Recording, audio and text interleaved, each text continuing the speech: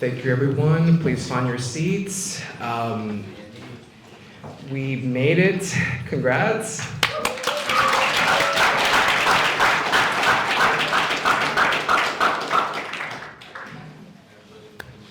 To begin the program, we're going to have Dr. Camille Charles please give the introduction for our fellow students. Dr. Charles.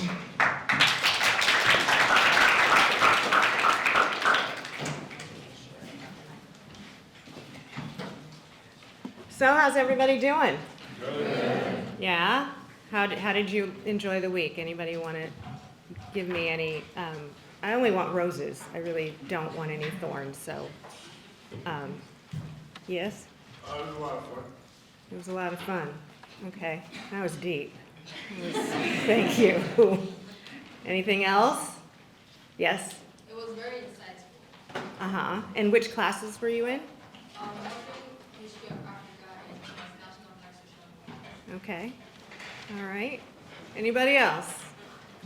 Yeah. Oh, over here. I'm sorry. Honestly, it was a great program to meet people that I met for sure. Was able to actually build that community and build youth Penn for real, and hopefully can't wait to see you guys on campus. Yay. Well, good. I'm glad to hear that. And the workload?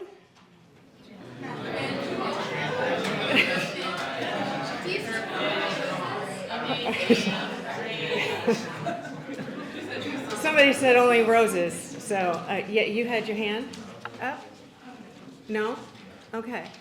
Okay. Well, so hopefully you walk away from this week understanding that this is about as bad as it gets. Unless, I don't know, how many engineering students? Okay. So, like, you guys are going to have it a little bit worse. Pre-med? Okay. So, I mean, so for the ones who are pre-med and not engineering, it'll be the STEM courses, not so much the arts and sciences courses, where midterms is just kind of what they call the whole middle, not even the middle, just basically everything past the drop deadline up until finals is pretty much midterms if you're in a STEM field. So, you know, but obviously students adapt because there are all kinds of students in engineering and in pre-med. So you have a sense ahead of all of your peers, all of your classmates coming in to the class of, what is that, 2029? Okay. I stopped counting once my own kids were in there. So you have a sense of what it will be like, and hopefully you will also take some important lessons from this and plan accordingly during the semester so that you're not playing catch up at the point that you have midterms, and hopefully you understand now that every professor's notion of midterms is different. So, like, I don't understand saying that there are 2 midterms and a final because there's only 1 midterm, right? But for some professors, I think what they're doing is telling you that those 2 exams are big exams. They count for a lot. They're going to be cumulative, and you need to know what's going on, right? So you're ahead of the game in a lot of ways. Hopefully, you also sort of have a sense now that while there may be a role for AI in learning, it shouldn't be your primary go-to, that you miss a lot when you do that, and really that your families your family's friends, guardians, you know, sacrificed a lot to get you here. It costs a lot to be here. The credential will get you only so far if you can't back it up with good critical thinking skills and good oral and written communication skills and the ability to problem solve. And so it's important for you to know how AI works, but not to let AI do all your work for you.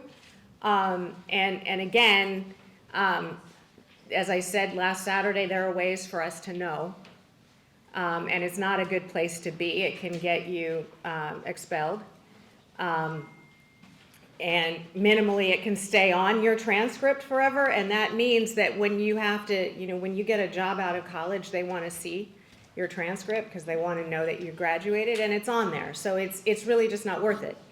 And again, every faculty member, every instructor is going to have their own ideas about what is appropriate use of AI in their classrooms, and it's important to pay attention to that, because if you get caught up and you say, well, in this other class it was fine to do X, Y, and Z, well, that's not my class.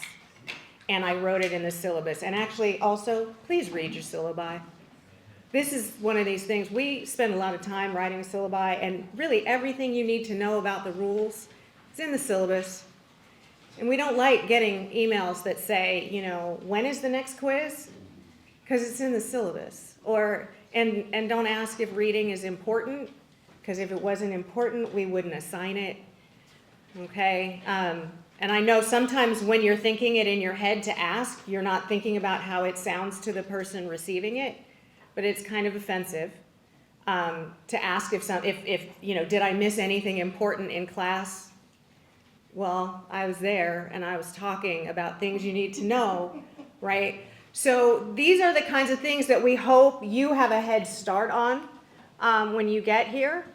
Again, I was really happy to see you all having such a good time at the barbecue on Wednesday. The peer mentors did a great job taking over the Instagram account and posting to Instagram. So thank you all for that, because I think, that also just sort of demonstrated for me that things were going well, that folks were getting along and having a good time, but also taking the work seriously. You all should be really, really proud of yourselves for what you've accomplished here during this week, both academically and socially. So, I want to give you all another round of applause for that. But I would also like to ask our faculty to stand up, because they gave up a week of their summer for you. So I want you to give it up for them.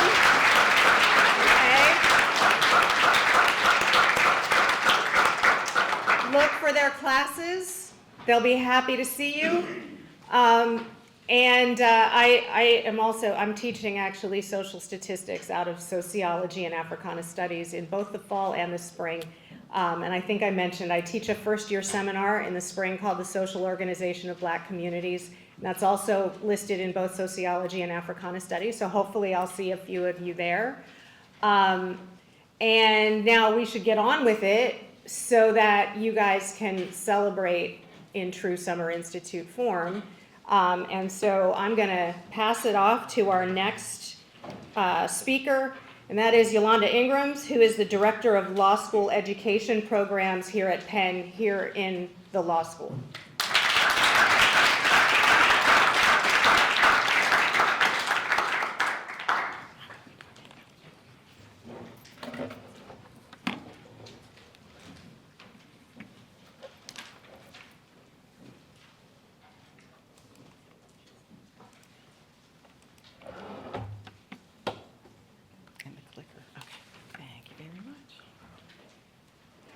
Okay, well, good afternoon. Good afternoon. I think you all can do a little bit better than that. Good afternoon. Good afternoon. Okay, thank you. I love the energy. So again, my name is Yolanda Ingram. I'm the Director of Access to Law School Education Programs here at Penn Carey Law. We are honored to host you all today for your closing ceremony. This is my third year, I think, being asked to do the welcome, so I must be doing something right. They keep inviting me back. I'm not going to be too long, I promise, because I know you all have had a long week. And I know that because my son is in the program, and I have not heard from him all week.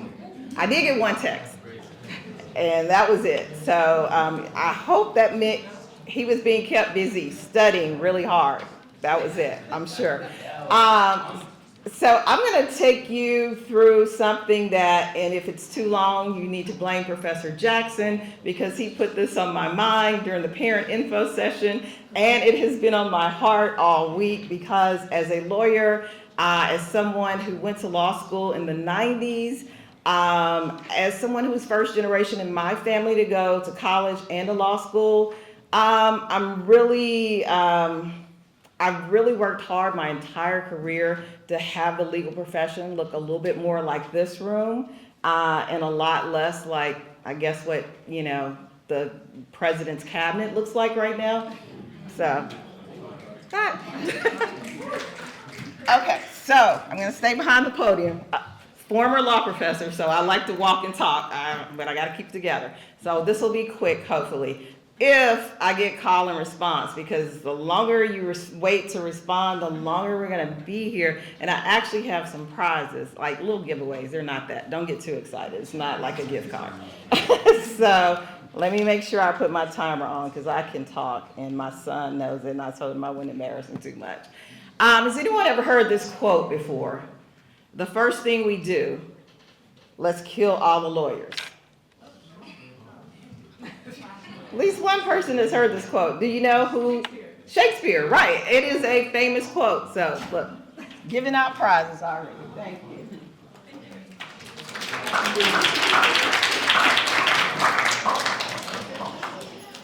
I mean, even if you didn't know who it was, I thought the photo would give it away, but do they not require Shakespeare anymore? I don't know. It's been a long time since I was an English major, so maybe I got an edge. So this quote is often misconstrued in everyday society, much like many other phrases you may have heard. Like, I hate it when people misquote, money is the root of all evil. That's actually not what it says in the Bible. It's the love of money. Yes.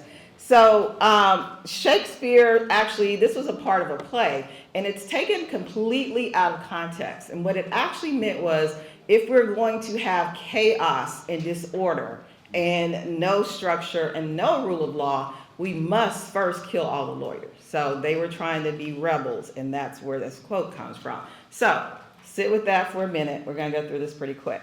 Professor Jackson mentioned that Africana Studies was a great background to go to law school, and I wholeheartedly agree. Second only probably to English, because I was an English major. But you can do a lot of things with a law degree. And apologies in advance for the pre-med folks, because you're probably like, I don't care, I'm not going to law school. But for your STEM engineering people, you can go to law school with that, do patent law. I just was speaking with an attorney who had a mechanical engineering degree before she became a lawyer earlier this week. She said she did that for a few years and just realized, that was not what really excited her anymore. So it's also never too late to go to law school. You don't have to go right after you graduate. You can go out into the real world and earn some money, which I will make your parents happy, trust me, and then go to law school. So just a few things, and this is not a comprehensive list of what you can do with a law degree. You can actually be, the president, you can be a Supreme Court justice. So the history lesson, because without, law does not operate in a vacuum, and without the history of this country, we don't really understand why the laws are the way they are, or maybe why they're changing and changing so rapidly. So I would, how many of you have read this book? Anybody familiar with it? I got a hand way in the back, one right here. Okay, so are you in the program? Okay. This young man, you've read it? You're familiar with it? I read it, but my mom read it. I'm very familiar with it. Okay, what's it about? He just wants his notebook, that's all. In 1619 project, 1619 is when the first ship of slaves from Africa. Thank you. The All right. Americas. Yeah, correct. Whole hand of Jones detailing the beginning of slavery in the Americas. Yes. He's got it. And Nicole Hannah-Jones was actually here on campus. I was really fortunate to get to meet her, hear her talk, get a signed copy of her book, which I couldn't remember where it was this morning, so I got to go home and clean up. But she's just phenomenal. She actually lost her tenure or didn't get her tenure. No, they made her an offer. Yes, and the board got involved. Mm-hmm. So she's now at Howard. Yes, she's at Howard now. So, but just phenomenal, amazing person who actually grew up in Iowa. And it was funny, she was giving her talk and I raised my hand because she said, who'd been to Iowa? And I was literally the only person who'd been to Iowa. I'm like, what? These East Coast people don't get out much. Speaking of that, I'm actually not from Philly, in case you couldn't tell. We have anybody in here from Mississippi? Not a single person. Penn, do better. So I actually grew up in Mississippi. So that is where I was born. Now, one of the things that you will learn if you become a student of the law at a good law school is that the creation of whiteness was a political invention, right? So we had groups of people who came to this country either as indentured servants or enslaved, and nobody was calling each other white back in the 1600s. They only identified by the land they were from, whether it was England or Ireland or Germany. I don't know where they were coming from, but over there in Europe somewhere. Or they identified by faith, religion. The indigenous people who were already here were identifying by tribes, like Lenape tribe. Same thing for the continent of Africa before they got to America. Well, I'm going to take you from 1619 to 2025 in like 2 minutes. So I know this looks like a long chart. This chart is really to illustrate that history in this country is not that old. I was really fortunate to go on a tour of Egypt 2 years ago, and they kept saying, one of the original civilizations, this is 10,000 BC, as in before Christ, and I kept trying to wrap my brain around it. This country and its history is so young. And I'm not going to digress and talk about Egypt. You'll have to take me to coffee for that, but I would love to talk about that for like 2 hours. It was the best. Back to America. So we got the poor European immigrants, indentured servant, enslaved people. Then we got this guy, Nathaniel Bacon. Nathaniel Bacon decides, you know what? I'm going to get all the people to go against the wealthy elite, unify, and we're going to shake things up. Well, as you might imagine, wealthy elite were like, nah, we don't like this. We do not like this at all. So then they came up with a plan, which was basically divide and conquer. So we really can just give certain groups of people different rights from the other groups of people, and that will divide them. And that is how white was invented in America. I mean, that's a short version of it. But what happened was those entities were giving, so white, now we've got white, right? They were given voting rights. They could own land, even if they didn't come from aristocracy or wealth. That's where kind of the rift and divide started. Well, here we go. History meets law. In 1861, Maryland actually said white is now a legal identity, and then they started making laws around what you could and couldn't do if you were not white. So we fast forward. So one of the things they did was they restricted interracial marriage. People of different races that they constructed this construct now couldn't intermarry. And there were a lot of reasons for that, but mostly economic and power reasons. I don't have time to go into all this history, but if you ever want to read a great book, this is probably one of the best books. And if you do audiobooks, I would get Black AF History by Michael Harriot on the audiobook, because this man is hilarious and he's very factual and thorough and detailed. And I've already been 10 minutes. Okay, so I got to wrap it up. I'm in 1861. Civil War Reconstruction. We going fast. All right. The legacy of this invention, it still persists with us today.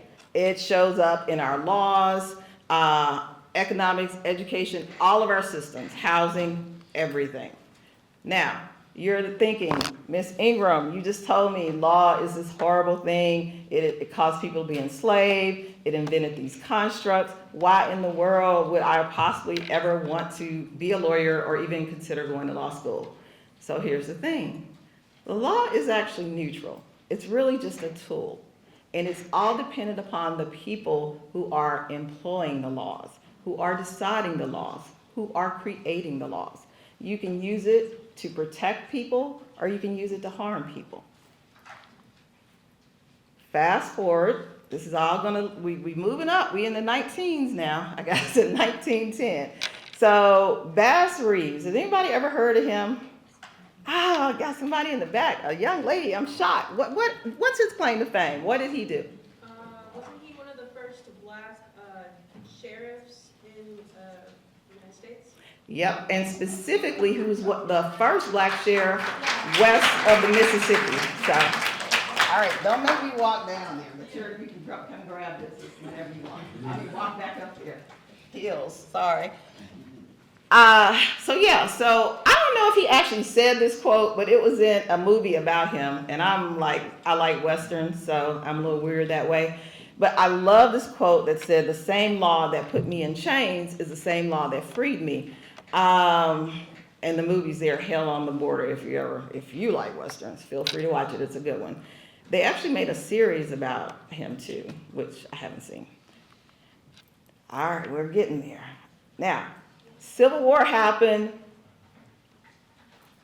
Millions of people who had been enslaved are now no longer enslaved. Are they citizens yet? Okay. Did the 13th Amendment end slavery? No. And y'all been teaching them a lot. Okay, I know first-year law students that would have said yes to that question. In fact, whoever made this photo got it wrong. That's why I had to add on there, except as punishment for crime. So crime expanded immensely after the 13th Amendment was put in place. I recently found out, and why I'm sharing this is because I don't think I want to tell y'all how old I am, but I didn't learn what I'm telling you now until probably within the last 5 years. And that's because so much of our history has been hidden from us. And I don't know if I said it, but I've actually had a law degree since 1995, but this wasn't covered. Well, the punishment for crime. What's crime? Professors are not allowed to answer. Tell me a crime. What's a crime? Hand in the back. Stealing. Okay. So yes. Loitering. That's a good one. Y'all see where I'm going. Why y'all in the GAs out there, back in the back? Murder. Huh? Murder. Murder. Okay. Murder, stealing. All right. Yes. Kidnapping. Yeah, that's a good one. Yes. An ironic one in a way. Yes. Fraud. Fraud. That is a crime. Okay. So prior to the Civil War ending, there were not even really prisons. And if you ever get a chance, I would recommend you go visit Eastern State, which is one of the first prisons or penitentiaries in this country, because there really was not a lot of crime. And because they decided after slavery ended that they'd make up crimes. You could be charged with just sitting around, which we now know as loitering. You're on somebody's property that doesn't belong to you. That's trespassing. You got some food, you saw this chicken in the street, and your family's starving. You pick it up, take it home and cook it. You're stealing. Now you're in prison. Now you're back in slavery. So the prison industrial complex has not let up or ceased, and it's only magnified, which is one of the reasons why we need lawyers. But 14th Amendment. This is another amendment that came after Civil War and Reconstruction.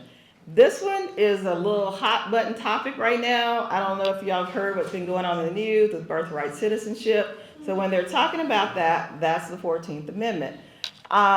Really important thing that people often overlook about the 14th Amendment is that it's all persons born or naturalized in the United States. So this amendment was indeed specifically passed because the people who were freed from slavery were not citizens. They got the right to be citizens based on the 14th Amendment, which Congress passed. Why they added naturalized was because they wanted people to come to America because it was pretty empty and a lot of open space and land. So this is what led to like the influx of immigration. But for the 14th Amendment, a lot of people who came to this country from Ireland, from other European countries would not be here today. So this is 1868. This is not a recent thing. The birthright citizenship, the other Reconstruction Amendment was the right to vote. So really, voting is your power as a citizen. I hope you all take advantage of that power. So how many of you were able to vote in the last election? I know a lot of y'all are under 18. Okay, so the next time there's a chance to vote and you're turned 18, I want you all to be registered. Moving on, I said what I said. We're getting there. So 1888, dates, 1870, 18 years later, right? Aaron Albert Moselle. He graduated from Lincoln, but then he graduated from this very law school in 1888. And he was the first African American to do so. Fast forward, we're really into the 19s now. The first woman to do so was actually his daughter. Talk about a legacy. And she did a lot of things. She was also, I believe, the first black woman in the country, but I know definitely from Penn, to get her doctorate in economics. And yes, but because she couldn't get a job, she decided to go back to law school. Sounds familiar. People still doing it today. Fast forward, we made it to 2025. This group of people just graduated in June, May, whenever graduation was. And they are the Sadie Scholars. There's a scholarship to honor her legacy, and they receive full tuition scholarships to go to law school at Penn. And then when you go back up the stairs out here, her portrait is hanging right there. So I know I went fast, even though I still went over my time. Thank you all for being patient with me. But if you have any questions about law school, I put my card down there. You can reach out to me on LinkedIn. You can reach out to me, just email me later on. For you, all of you incoming freshmen, don't worry about it till your sophomore or junior year. But just know I'll be here in this building and I can help guide you with the resources, because I wish I'd had someone to help me navigate. Maybe I could have gone to Penn Law. So thank you and welcome to the law school.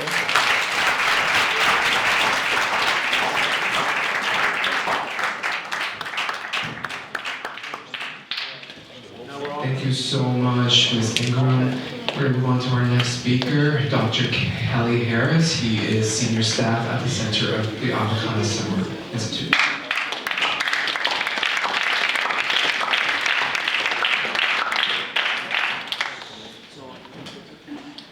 Good afternoon. Good afternoon. I am not representing myself today. I am representing, I'm speaking for Dr. Wale Adebanwi, and I'm reading a greeting for him. He could not be here today, regretfully. He had a fire to put out for this. He's the director of the Center for Africana Studies. And this is his greetings to you. Good afternoon. Congratulations on completing your first week at the University of Pennsylvania. On behalf of the Center for Africana Studies and the Department of Africana Studies, we are proud to have welcomed you into the world of higher education. Please know that this is just the beginning of your relationship with the Center. We have important work to do and we need your help, especially as the nation prepares to commemorate 250 years. As you well know, these 250 years pose complex questions regarding our world, our nation, and the challenges faced by marginalized groups, particularly in this country. Our mission is to interrogate what this history means and to work together towards solutions. We invite you to embrace leadership and join our undergraduate advisory board to help develop our programs and contribute to our student journey. We encourage you to help us engage the broader community through social media. We want you to attend our events, where you'll be exposed to some of the most incisive scholars in the country. Most importantly, we want you to see yourself not just as a student, but as a leader, someone whose voice matters. Again, congratulations and welcome. We hope you embrace this moment as the first step in a meaningful relationship with the Center for Africana Studies and the Department of Africana Studies. For now, I bid you adieu and hope you enjoy the rest of your summer. And that is from Dr. Wale Adebanwi.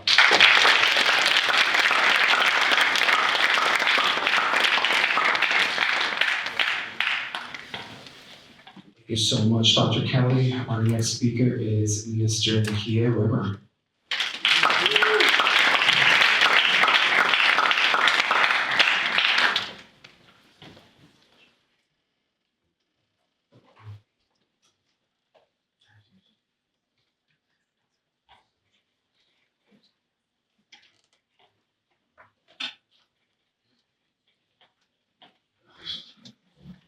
mother told me that I always need to make sure my name is pronounced correctly.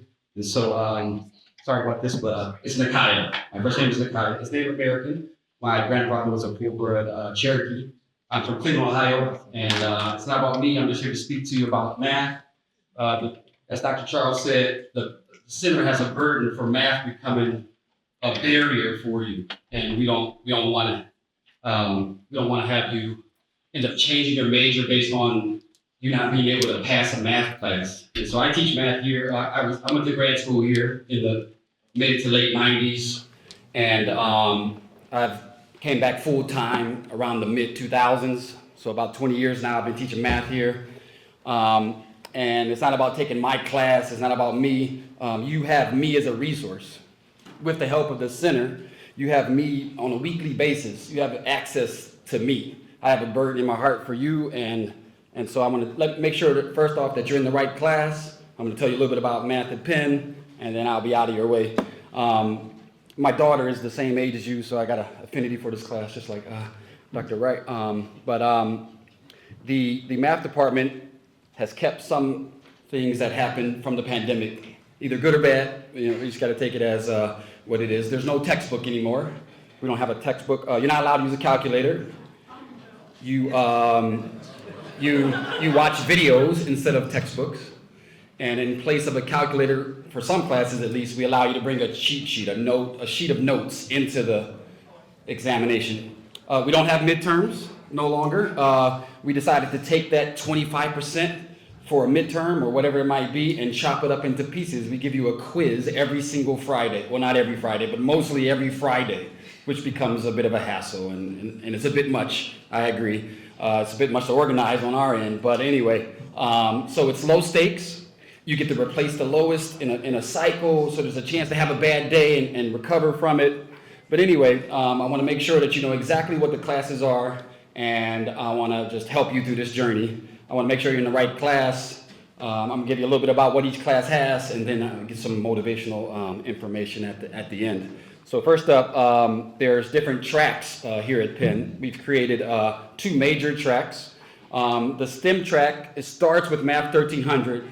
That's beginning calculus. It's Calc 1. We don't call it Calc 1. Unfortunately, this class gets some stigmatism, like it's a class that you shouldn't take because it doesn't count for a lot, but it's Intro to Calc. That's officially the name of it. It's synonymous to AB calculus.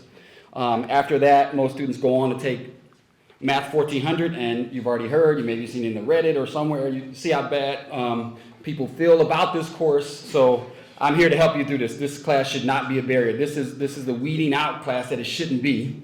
It's synonymous to BC. Anybody take BC, Calc BC? Did you take the exam? Yes. Did you get a 5? Yes. We have treated you horribly. I'm sorry, but that 5 no longer gives you credit for Math 1400. Starting with your class, we've taken that away from you. I'm sorry. But I want you to know that what it does for you is it gives you a waiver, which means that it's not on your transcript, but if you need to take any courses that require it as a prerequisite, you don't have to worry about that. It's in your record. Also, if you need that on your transcript as in your major, that's a class that you must take. We have now moved for you to actually take one of our exams to get that credit. Okay, it's a final exam for the course, and if you want to take that, the first opportunity is during new student orientation, during NSO. And if you want to make it between now and then, if you want to be able to study for that, I can help you through that process. It's something you got to actually put time in. You can't just say, well, I got this 5 on this BC exam, I'm ready to take this. No, there's a lot that's in that class that's not on the BC exam. So I can help you, this month that you have before you go take that exam, I can help you get ready for that and give you some quizzes and some exams and let you know what it looks like. But that's the class that students have the most trouble with. After that, our engineers or sometimes our finance students, the students that are in quantitative fields, they go on to take Calc. It's really Calc 3. We don't call it that, unfortunately. We call Math 1400 Calc 1, and we call Math 1410 Calc 2. It's something historical that I'm really trying to get changed. We have younger faculty coming in, being in charge of things, and hopefully we can get this changed where these are Calc 1, 2, and 3. This multivariable calculus, it has It has, it begins with vectors and matrices, but then it eventually brings in multivariable calculus and puts the two together with vector calculus. Currently, in the fall, I'm teaching 2 sections of this course. I'm the coordinator of the course. And so it's not about trying to take my course. If you can, that'd be great. But if not, I'm going to be helping you anyway through the course. The organizer of both of those video courses is Dr. Greist. And so he taught it last fall. I taught it underneath him. So I learned sort of how the class is run. He's a great guy. And so I'm going to help you make it through Math 1410, be it in my class or not. So this is the STEM track. Anyone going on to be an engineer. The pre-med track somehow overlaps with this too. But I just want you to know exactly what these courses are. Let me just give you the names and I'll give you what's in each course. So we created a new track most recently a couple years ago. This was in the pilot phase, but now it's full blown. Math 1070, I would put it somewhere between 1300 and 1400. It is, it takes away some of the sort of math and engineering heavy material and replaces it with econ applications. It's Calc 1, but it's taught in a very different style. It's taught in a pure academic, what's it called? Active learning. It's taught in an active learning setting. You'll be sitting in a room with round tables, and the professor just walks around, and you work on worksheets in the class, and when you're done, you got this sort of this process of finishing that worksheet, showing that you've understood it. I don't think they really have the Friday quizzes that the STEM track has, but it's not Calc Light, but it's just Calc for Econ or Calc for Bio. Or it's a chance to take a Calc class, but not have to worry about some of the more heavy mathematics that could be involved. And then the second version of that, which is synonymous, more like the multivariable version of that, is Math 1080. Wharton has taken this as part of their curriculum as well. With Wharton, you have a chance to do either one, the STEM track or the non-STEM track. Econ and PPE, they strongly push you to this 1070, 1080 track, and you don't have to take any of these classes if you want. If you want to take a math class that counts towards your degree, you can take something like Math 1700, where we talk about the history of math, foundations, like what a proof is, what's the logic behind.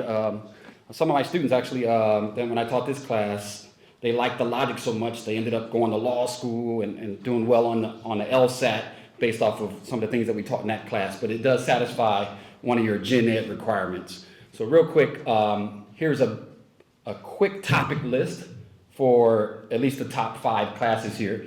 Math 1300, anybody in the pre-fresh program? Gonna stick around for 4 more weeks? Okay, great. So I have already assigned you to a course for the pre-fresh. I'm going to be teaching the Math 1300 for the pre-fresh program. It's going to be the largest group. It's the college and Wharton students that I'll be working with. It's Calc 1, limits, derivatives, and beginning integration. That's what the class is. Okay, it's really to get you ready for 1400. You can start on this track, and you could actually, maybe you're not ready for 1070. Maybe you don't have enough background that's strong enough. Maybe the math diagnostic test said that you're not ready for that class. That's okay. You can take 1300 and then get yourself ready for the other track. Get ready for 1070 or get ready for 14. It's a get ready course. And so if you're already at that level where you took AB, then you're ready to bypass this course and move on to the next one. 1400 is the one where it isn't organized very well here. This is just a list of topics. It pretty much starts from integration and then goes on beyond that to differential equations, techniques of integration, applications of integration. It ends with sequences and series, but it has a lot of material that wasn't in BC. If you want to pass this credit exam, it's called, during NSO, I want you to work with me for the next month to get you ready for it.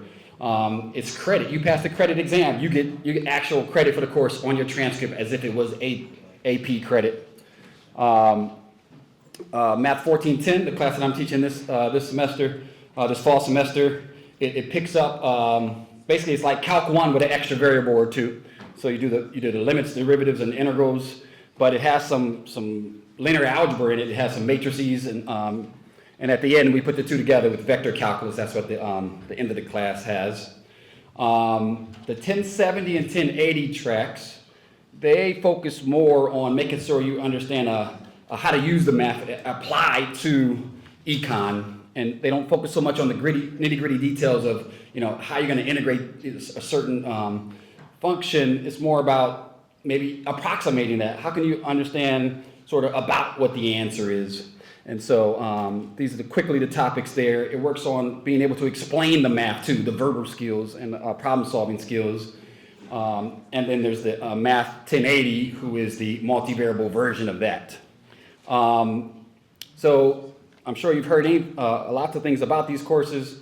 I want you to know that it's probably all that they're saying, but you just got to know that we are here to help you through it.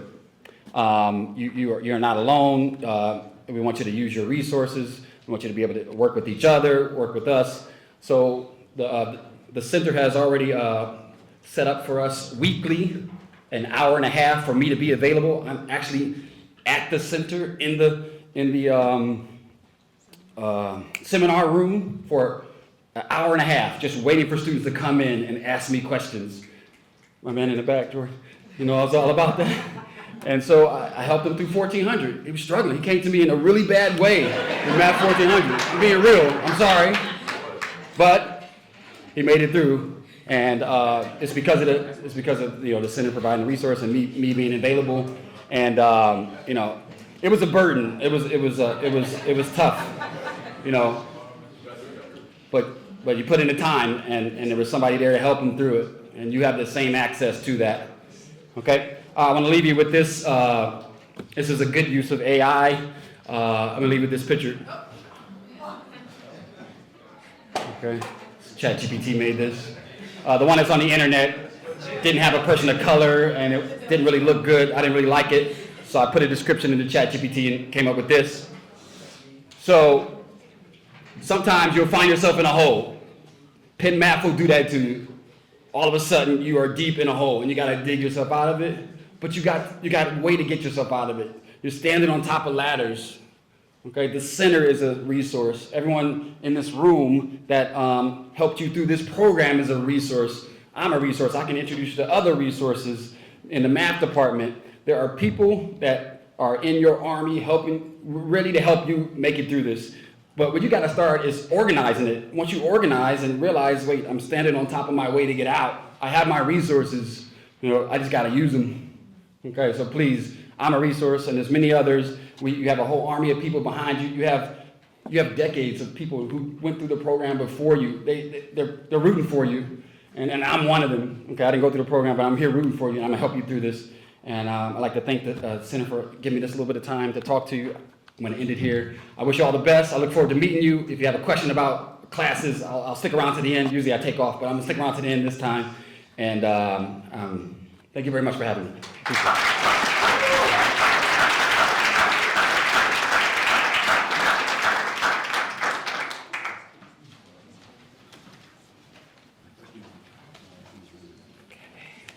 Thank you so much, Mr. Rimmer.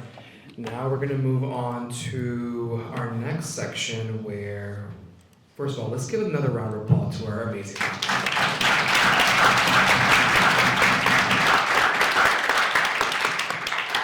Our faculty holds us down, keeps us all grounded, and we wouldn't have been able to get through this whole entire program without them, so thank you so, so much. Yes, and before we get on with handing out certificates, we just wanted to acknowledge a few people in the room.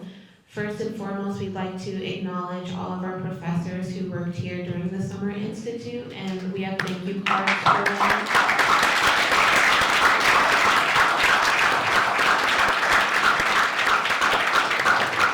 Dr. Johnson, Dr. Nunez, Dr. Rodriguez, Dr. Beavers, Dr. Hanchard, and Dr. Babu, we really appreciate you committing your summer to us.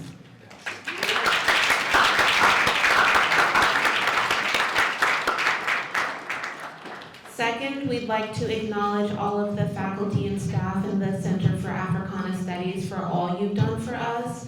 In particular, we'd like to shout out Dr. Charles for always being there and advocating for us on behalf of our very important program. So without her, we wouldn't have all of this, and she's been doing it for 19 years now, so we really, really appreciate her.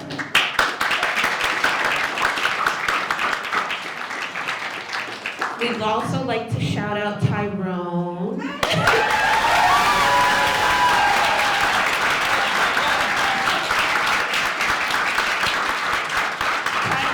does not speak a lot, but Tyrone is always around and always there for whatever we need, and we really, really appreciate you, Tyrone.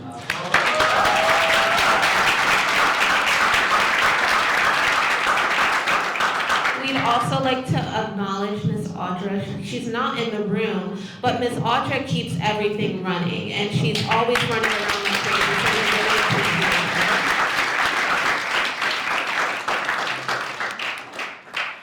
And lastly, but certainly not least, the woman who does not get nearly enough credit as she deserves. She's working right now and coordinating right now, Miss Tia Campbell.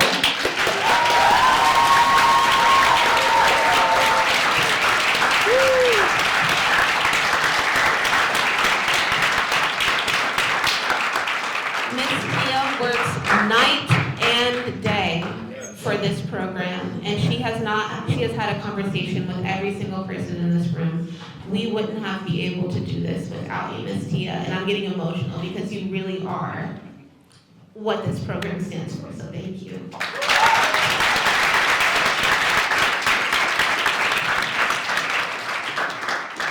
And we'd also like to acknowledge our two head peer mentors, Avery and Jordan, for all of their work.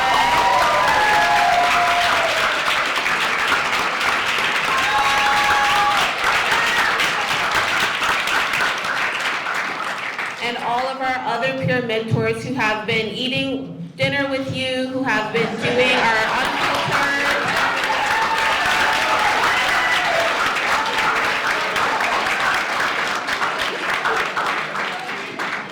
And our graduate fellow.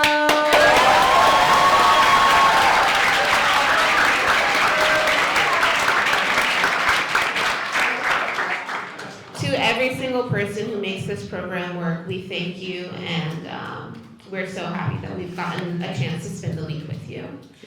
To continue our program, we are going to now hand out our certificates. So if all the GFs can come and line up, and students be prepared to accept your certificate for your completion of the Africana Summer Program. And one last thing before we almost start moving. I want to say a couple words for Niaja. This is Niaja's last year doing the Summer Institute.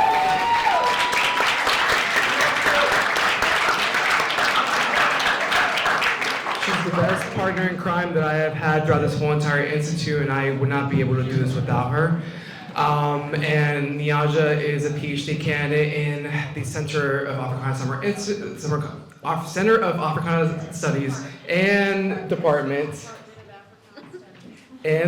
of Sociology.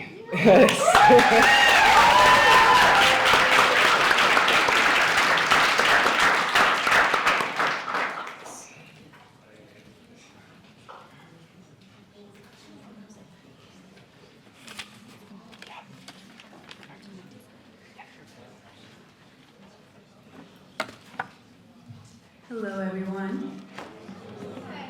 I'm Anna. Hi. Okay, so this goes out to Anna's Angels. It's been such a joy getting to know each of you this week. You never know what the vibes are when you're going into a new group with new people, but y'all were so kind, so open, and so fun from day one that you really made our group such a great vibe. Yinka, where are you? There you go. So your positive attitude is contagious, and I had so much fun with you this week. Ari? Where's Ari? Ariane? There she is.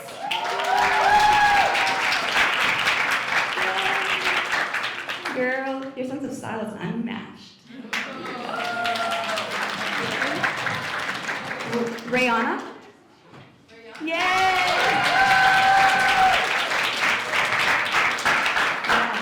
Your calmness kept us grounded all week. Thank you so much. And then last but never least, Alexis. Your humor and your joy really lifted all our spirits all week. And then I want to give a quick shout out to my PM, Anna, hence Anna's Angels. You were the best. I was so lucky to be paired with someone as fun and responsible and caring as you, so thank you for everything this week. I love y'all, and I'm so proud of y'all, and I can't wait to see you guys in the fall. Thank you.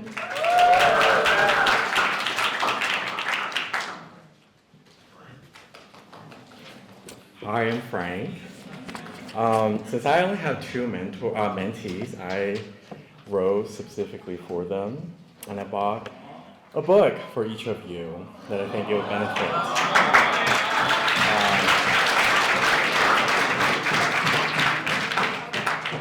I'm a sociologist, so these are all sociology books. To Abina, you are navigating this new place called the United States with so much courage, heart, and curiosity.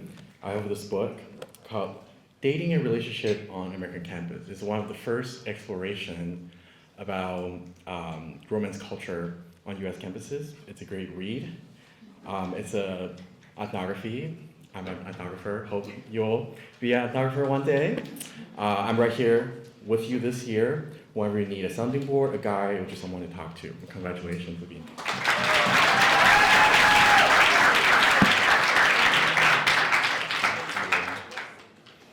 And Tenny, where are you? Hi, Tenny.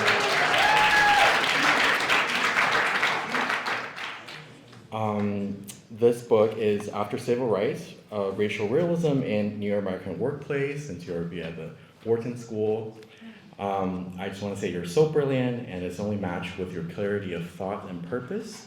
I hope this book offers new perspective on the world, the business world you're already poised to change. I'm excited to keep walking alongside with you, always here for support, wisdom, and for all of your big questions. Congratulations.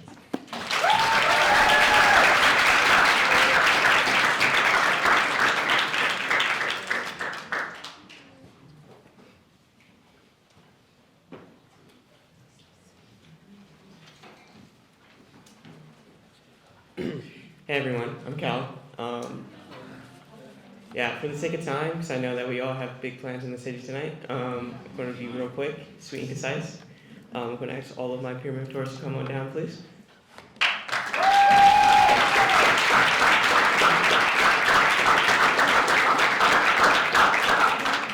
I just want to say that y'all have been fantastic this week, and it's been super exciting. I was already excited to meet you in person, but this week has been amazing. You're very kind, you're very smart, you're very passionate and dedicated, and I'm excited for your first year, and I hope that you all are as well.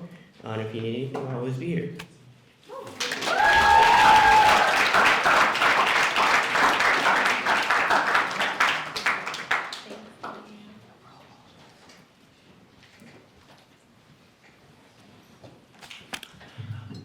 All right, I'm gonna ask the three of y'all to come on down.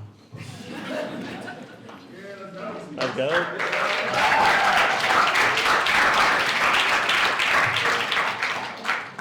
All right, y'all. First thing, thank you.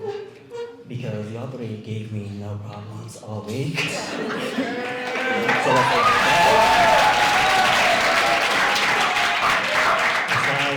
Aside from vacational tardiness, but still, y'all were great.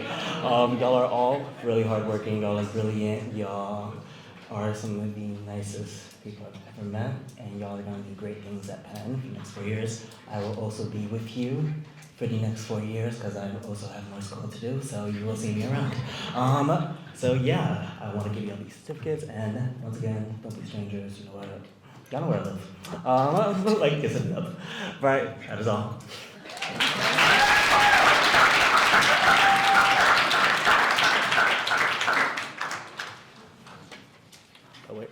Oh, and shout out Eddie.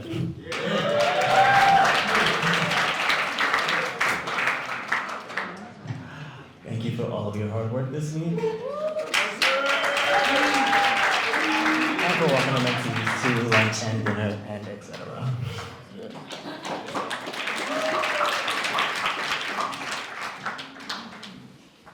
Okay, so yeah, can my mentees come down?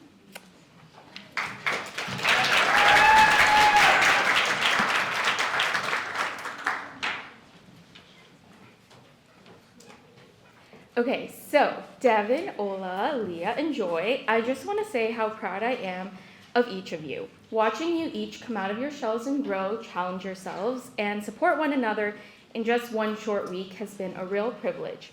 You're all unique in your own ways, but you're also all kind, thoughtful, and extremely funny. In just a matter of knowing you for less than a few hours, I was making my first TikTok, so I hope that shows you how much you four also pushed me outside of my comfort zone, in a good way, and how comfortable I felt with you all. Although I will try to let go of the fact that you guys left me on red for the first half of the institute.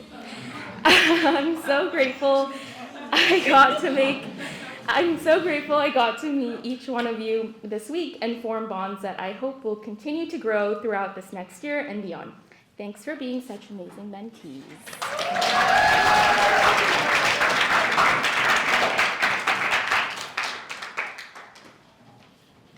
Thanks, my heart.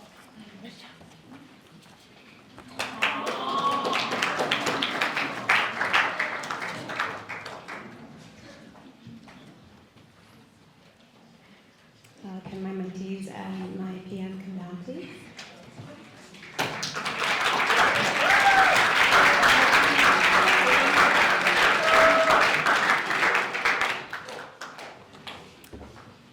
So, good afternoon, everyone. My name is Josetta Adams. When I became a mentor to these 5 incredible young women, I thought I'd be teaching them along the way. Plot twist. They actually became like my professors, like my mentee for real. You guys taught me so much. So I'm gonna go one by one, starting with Angel. Angel taught me that reaching out for help is not weakness, it's wisdom. Even when life hits you with unexpected curveballs, you can still show up as your authentic, brilliant self. Brooke, you showed me that being on time is a whole superpower, girl. And that sometimes the systems that we resist, like our buddy systems, end up saving us. Her quiet strength speaks volumes, period. Nebel, you reminded me that growth takes time and patience. Watching you find your voice and learn to navigate new spaces has been pure inspiration.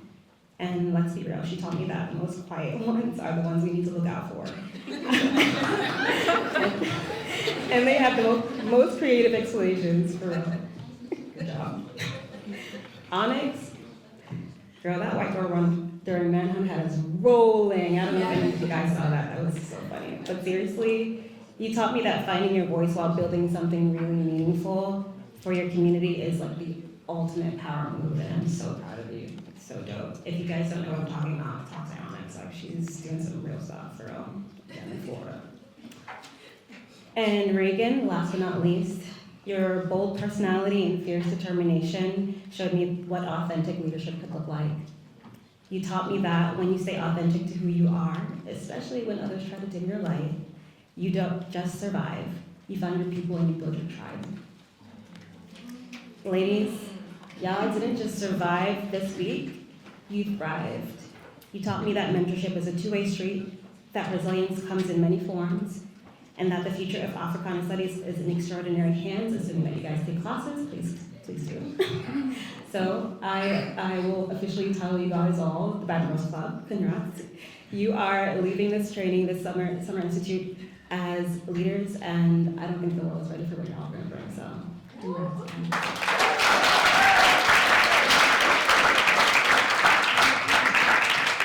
And I wanted to thank my PM Avery, who has been the most patient and most consistently just the brightest light for us. And I don't know what I would have done without you, your guidance and your encouragement and your competitiveness for the scavenger hunt. Girl, we wouldn't have made it through that. So thank you.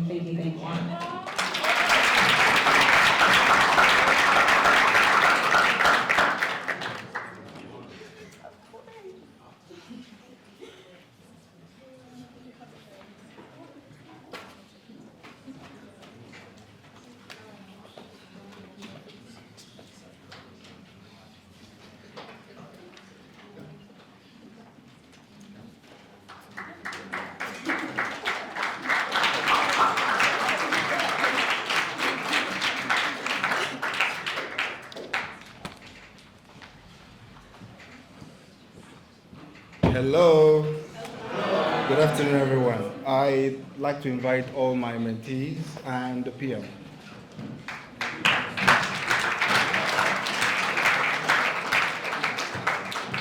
From the moment we had our TED Talk roundtable on Zoom, I knew we were going to have an amazing week. It's been such an amazing week with you guys. You all are brilliant, very kind, very innovative. We shared stories, heartfelt stories, laughter, and comfortable silences. And I cannot wait to see what you're going to achieve. Yesterday I did mention, I told Kamal that he's got this raspy voice like Louis Armstrong. You know that song, What a Wonderful. If you add the trumpet to that, it's going to be amazing. And of course, Jesus has got an amazing personality. And we have our scholar, Zion. Did you all hear August play the piano on the NPR? So it's been amazing working with these extraordinary talents. And I congratulate you and I wish you the very best, Penn. Congratulations. Zion Brown.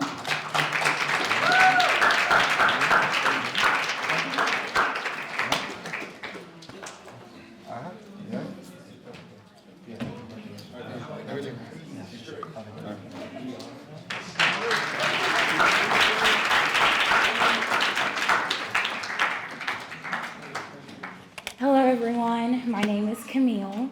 May I please have Ava, Habiba, Michaela, Purity, and Nadia down with me, please?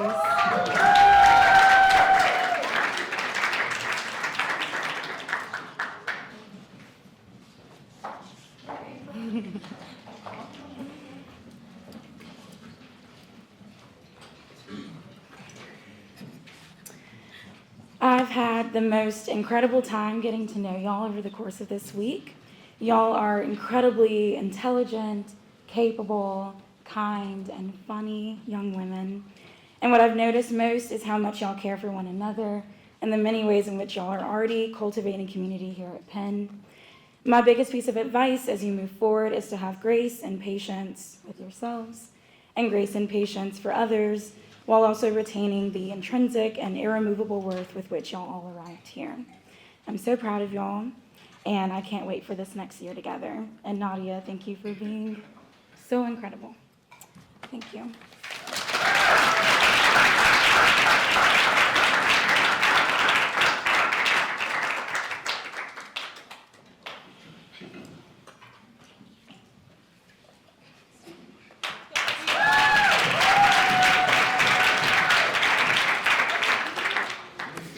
Hey y'all, I'm Taylor. Can Morgan, Bahia, Skylar, and Sydney come down?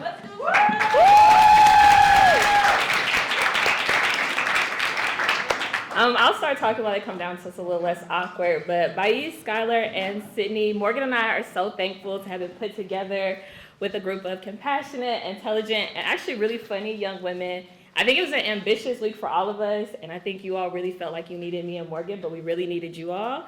Your smiles, your care, your laughter really got us through. A great Black woman once said, your self-worth is determined by you. You don't have to depend on someone telling you who you are. It's Beyonce, in case people were wondering.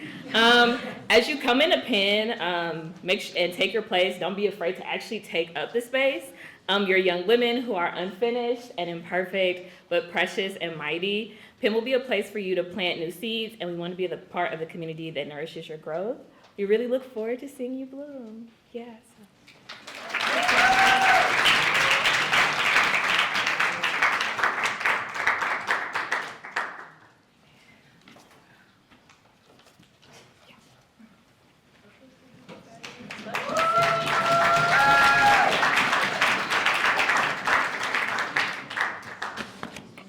Hi everyone, I'm Jacob. Can I please have my mentees come up here?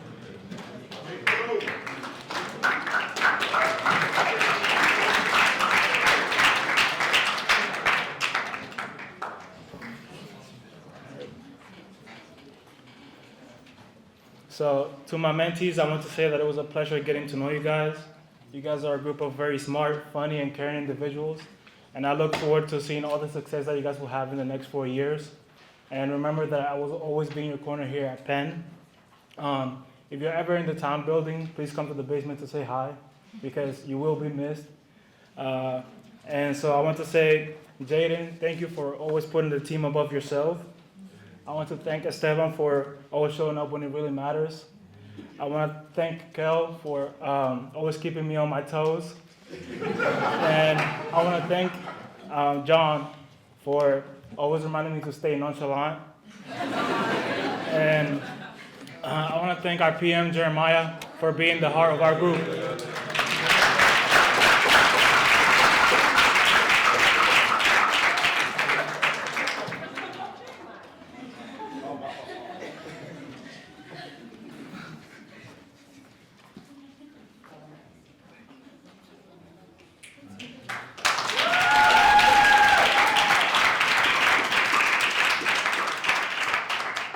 Hi y'all, my name's Amalade. Can my mentees please come down?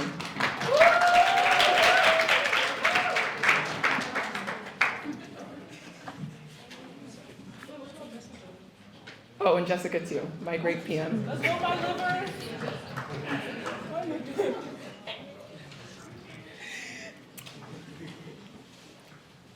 I don't have anything officially prepared, but I'm so proud of you all.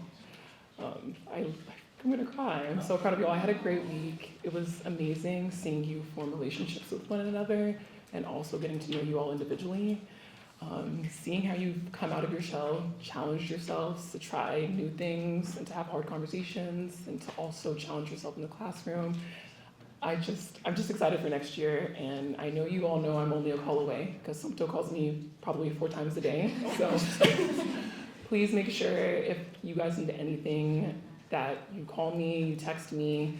If you just want to hang out, I'm always a listening ear. I hope you all know this by now, but I love you all very much. Congratulations, and here's to a great year.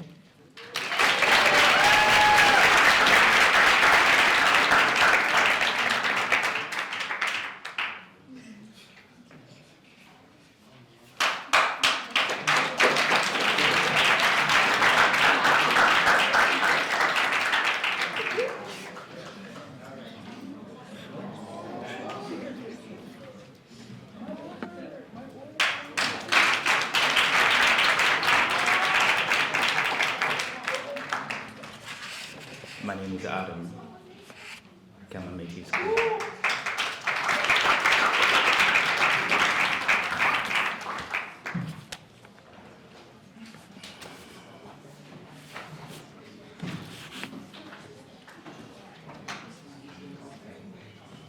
Can Oliver come down, please?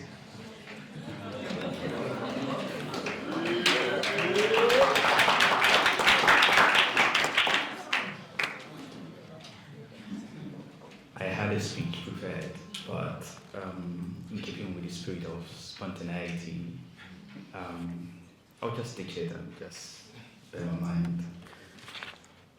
It's been interesting meeting you all. For the first day I met the 5 of you, I thought you guys knew yourself from somewhere because the banter was immediate.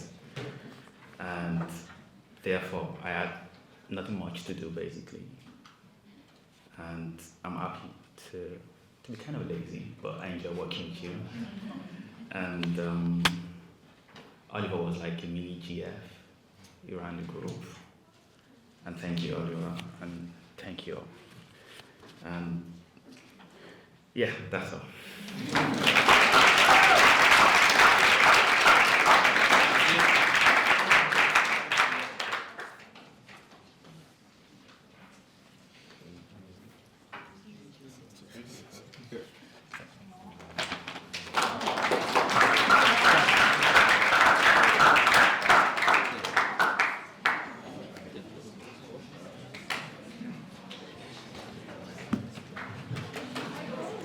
Hi, I'm Niasha, and can all my mentees come down and my PM, Christabel?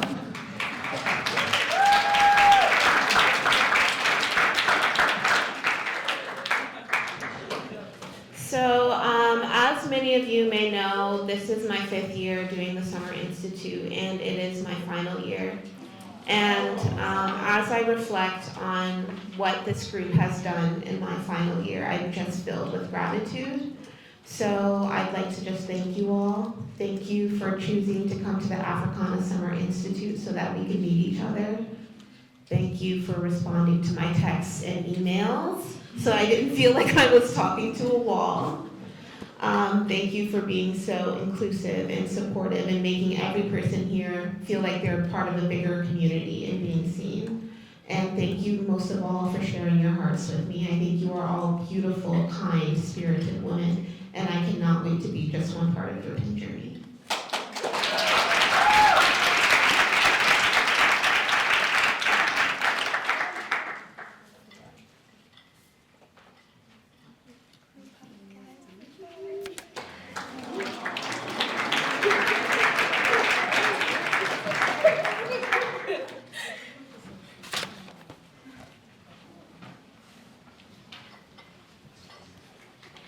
And last but not least, can my group please come up and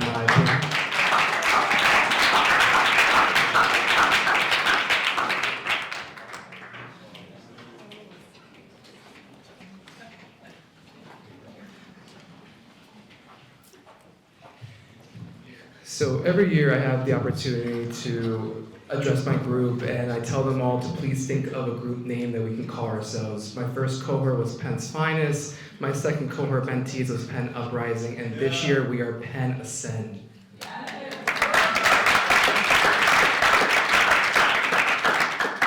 To my incredible group, every year I have the pleasure to be surrounded by a group of students that I, without a doubt, know are going to make the biggest difference in the world.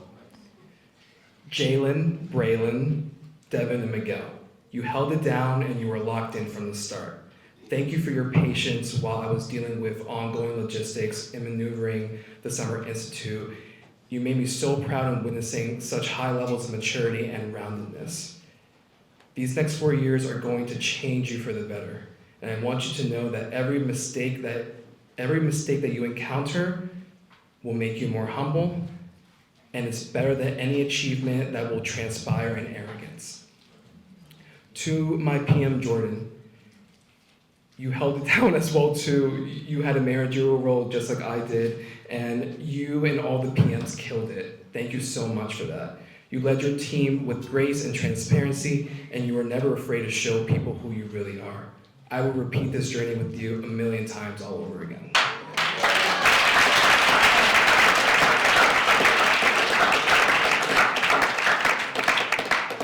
To my mentee group, I'm always going to be here during the times that you are at your lowest, and to celebrate you at the moments that you are at your highest. Please do not be strangers on campus. Text the group chat. Do not ghost me. I want this connection and mentorship to last a while and a lifetime, and I leave you all with this. You may not be able to change the beginning at all times, but you can always start from where you are and change the ending. Everything is going to be okay in the end, and if it's not okay, it's not the end.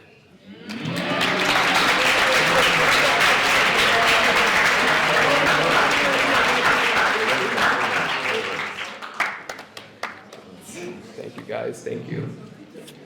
Yes.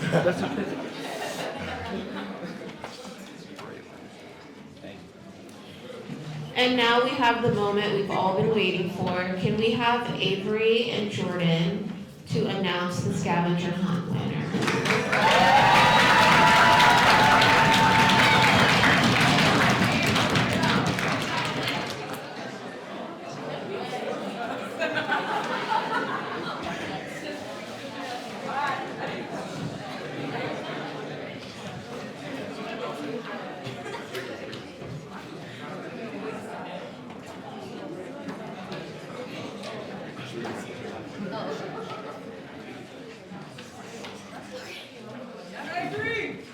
All right.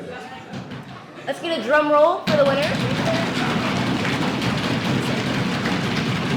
So The winner is the winner of The staff assurance of the Africana Summer Institute is of 2025. Drumroll, please. The Saints! August's group. Please come down and accept the August's prize. group. The Saints. The Saints. Hey. Congratulations. Please.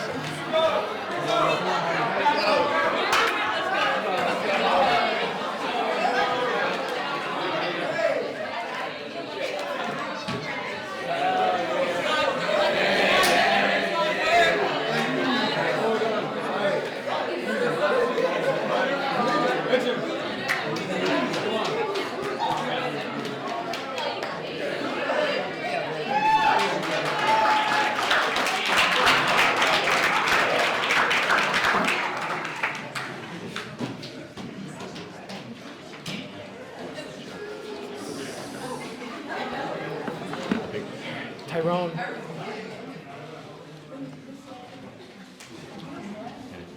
The slideshow.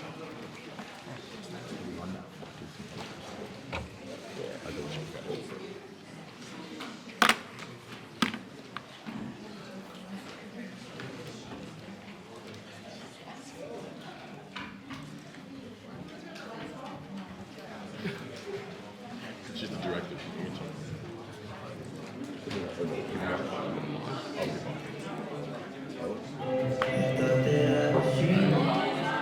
All right, we're gonna play a little replay of the whole entire week.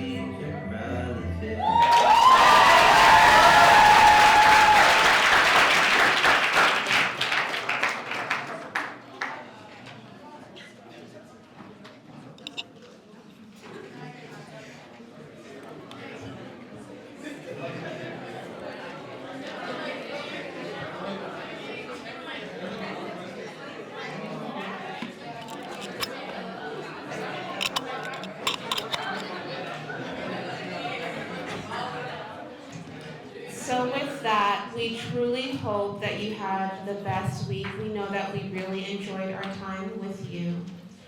And that will be the conclusion of our closing ceremony, however, we do have some instructions for you from Ms. Tia. I'm guessing pertaining to the surveys. Would you like me to say?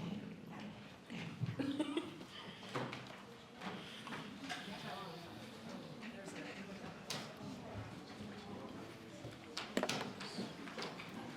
Thank you all. I hope you had a wonderful week. I want to thank Professor Charles for fighting for the Institute. The Institute could have not happened this year. And so I really need to think you guys to know that, this was hard fought. We weren't necessarily going to be here. So Professor Charles fought for us, so we're grateful to her. Thank you to Niaja, who's been my right arm, left foot, left leg, my head, my memory, my everything for the past 5 years. She started with me when we were in COVID, and here we are today, and I will miss her, and I will bug her, and I will miss her, and I will bug her. Manny, hope to see you next year, love. To Miss Audra, thank you so much for remembering the things that I don't remember. To Tyrone, you already know. Call Tyrone. But I'm not going to sing the rest of the song because I don't know it. To Kelly, thank you for your patience with us and your calming voice while I was losing my mind putting out fires. To our faculty, we can't do this without you, and we appreciate each and every one of you. Thank you for answering my crazy bulleted, highlighted, red, yellow, green, and blue emails. I appreciate you. Tyrone is getting ready to put up a QR code. So would each of you do me a favor? Scan the QR code. You're going to get notifications anyway in your email about our events because you've come through the Institute. But the programs that we put on, they're for you, and we hope to see you. We want this not to be the last time that we see your faces, okay? Scan the QR code. But then also come, because these programs are for you. Lastly, each of you should have a survey. I hope you've completed it, or them. Is it one or two, Niaj? Just one this year? Okay. I hope you've completed them. If you've completed them, you will meet myself and Ms. Audra at the front door with your survey in your hand that is completed, and you will receive your stipend of $25 and a SEPTA bus pass so you can get downtown and you can grab something to eat. But if you do not have your survey, you will not receive your envelope. So if you need a survey, raise your hand now. August, why? Why, August? Just why? Just why? All right, it looks like everyone had, yes, sweetheart, you need one? Okay. You're only supposed to have one. You're okay. It's okay. If you have two, just bring them. I thought it might be two, but I thought that. I thought so. So when you get a moment, go on to we also have July birthdays. Who had a July birthday? I know I had like 3. At least 3. One that was during the week, so I know about Eva, because her mama sent her cookies for all of us. And then we had Kellen. Kel's birthday. Clap it up for our July birthdays. And to celebrate our July birthdays, Happy birthday. Hey.